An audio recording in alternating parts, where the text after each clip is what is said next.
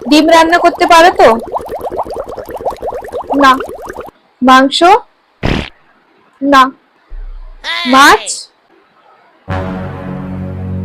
সয়াবিনের তরকারি? না। ডাল ভাত রান্না করতে পারবে তো? না। ফ্যান ভাত? ফ্যান ভাত তো পারবে?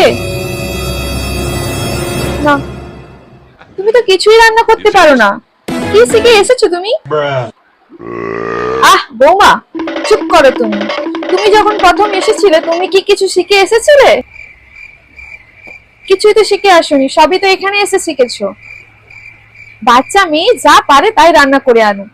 যাও মা, যাও। তোমার যেটা পছন্দ তুমি সেটাই নিয়ে এসো। ঠিক আছে ঠাম্মি। A few moments later. বলছি মা, আপনি খাবেন না জল মিশিয়ে খাবেন? You serious?